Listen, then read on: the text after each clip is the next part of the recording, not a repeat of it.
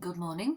Today I really wanted to talk about the internal critic because that's something that's appearing in comments, and it will not be the last time we hear about the internal critic.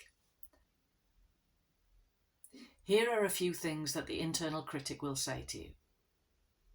Firstly, no one cares about anything I have to say. Why should I imagine that anyone cares what I have to say about relationships or octopuses or the state of the nation? They might not.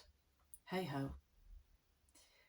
But there are two things. Firstly, you might be able to cast some light on something that helps them through the day. And secondly, that's not really why you're doing it. You're writing about these things often to find your own way, not to impress a reader, but to work out what you think about this particular issue.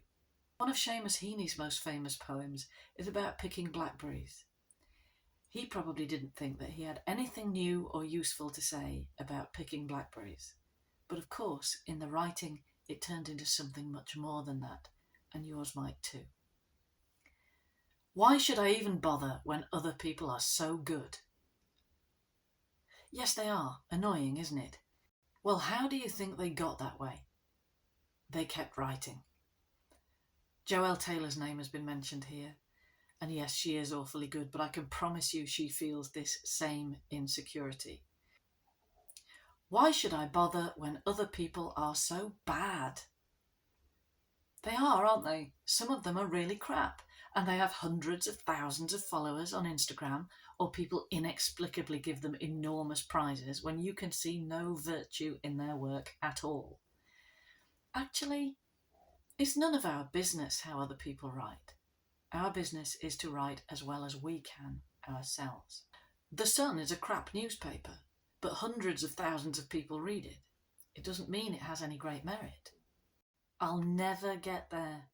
I will never know what I'm doing. Breaking news. No, you won't.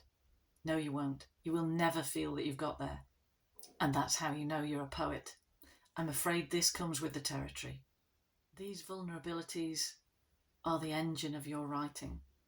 Those shortcomings, those questions about how you will learn to do it better. As a general rule of thumb, confidence is inversely proportionate to talent. Think about Boris Johnson. The internal critic is always with us. He's part of the baggage you get as a poet, and all you can do is put a bag over his head and try and ignore the squawking. But you are already doing the thing that will help you to deal with that and so many of the other challenges of poetry, which is to be here in the Poetic License. We're talking to each other, we're sharing our experiences.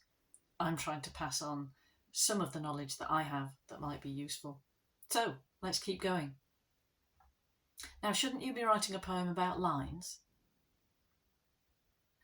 Many of the things that we've raised here are covered in the book How to Be a Poet by me and Jane Kamain.